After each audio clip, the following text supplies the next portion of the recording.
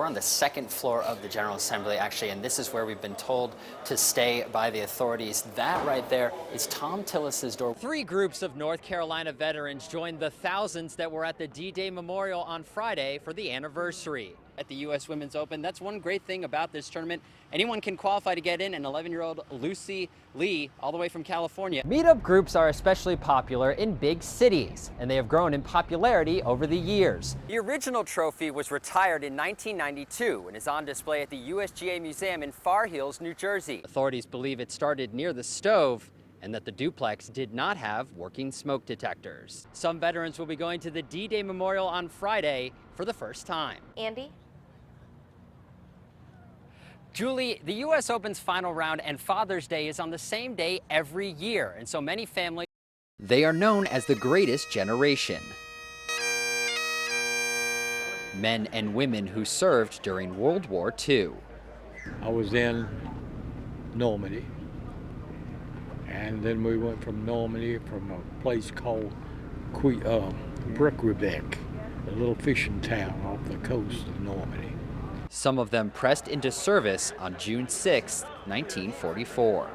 We were given different orders on D-Day that we were going to fly at a low altitude, which was for 12,000 feet. You think back 70 years and you say, what's the use? I mean, why all this celebration? And nobody cares. And so we just accepted it as another day. 70 years later, these World War II veterans have gotten older, but their memories haven't. Veterans like Dick Moulton from Franklin, who was with the U.S. Air Force back then, his heart heavy as he talks about those who didn't make it back. I'm still thinking about the boys that were dropped off in the surf, and they had to walk in the surf with machine gun bullets coming from the land. 3 groups of North Carolina veterans joined the thousands that were at the D-Day Memorial on Friday for the anniversary. And on a day when many thanked them for their service, some of them thought about those who never made it home. The days should be those who are not here. Friday's ceremony ended with the unveiling of a new statue that paid homage to the Bedford Boys, a group of more than 20 soldiers from the Bedford area killed during World War II. And for a state with a strong military population, many memories of those that served and what they sacrificed. My dad was 19 years old when he crossed the channel, and I can't even imagine doing that at 19. Guts and glory. All the countries, all the troops that came ashore should share that glory, the living and the dead.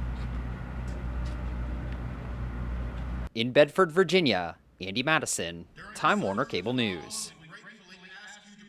On a given Monday at Misty Mountain Vapors, the one with the windows and the sign? Yes. The store sees its fair share of customers curious about using e-cigarettes. People just making the switch from tobacco.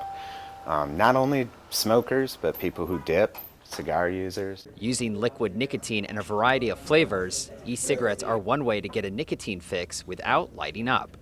But is it a better alternative to smoking? That depends on who you talk to. It's not that cessation program, it's more of a smoking sensation. Some may help people quit if that's truly their intention, but others may be using electronic cigarettes and actually increasing their nicotine addiction. With e-cigarettes growing in popularity, some worry about increased nicotine use among teenagers. A new congressional report calls for FDA regulation. It argues that offering different flavors in these devices appeals to a younger crowd, even though it's illegal to sell them to anyone under 18. It's an addictive substance. I would not deny that, but I think the education needs to be there for a new generation that wasn't really there when cigarettes were new.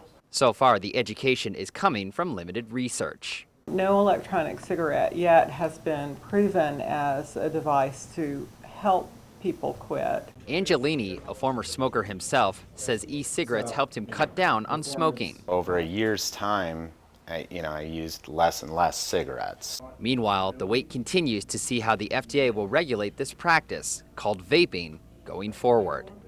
In Raleigh, Andy Madison, Time Warner Cable News. At the entrance to this Cary neighborhood, you'll see the face of specialist Andrew Sipple.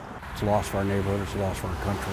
There are flags, flowers, and the date of the incident, all part of a memorial paying tribute to the 22-year-old soldier killed January 17th in Afghanistan. We found out over a week ago what had happened, and as a veteran, I put out the flag to certainly honor his memory. The makeshift memorial at the entrance to this Cary neighborhood is just one of many ways the town of Cary is honoring Specialist Sipple.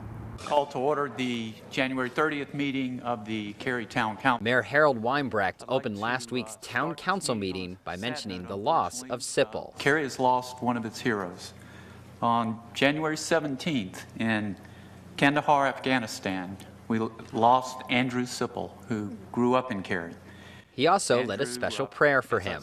At Glenridge, support grows daily for Sipple as flags line the streets. I walk 3 or 4 times a day, and every time I go around, I see more and more people putting more and more flags in their yard. Specialist Sipple died while supporting Operation Enduring Freedom. The Cary native joined the Army in 2010 and was assigned to the 1st Cavalry Division in Fort Hood. He has served in Iraq and Afghanistan. And as the community honors his service, the memorial also serves as a reminder of military sacrifices. It brings the cold, hard truth that our young men and women are still in harm's way. And we can never forget that we are still in combat. In a state with a strong military population, one community comes together to keep alive the memory of one of its own. In Cary, Andy Madison, Time Warner Cable News.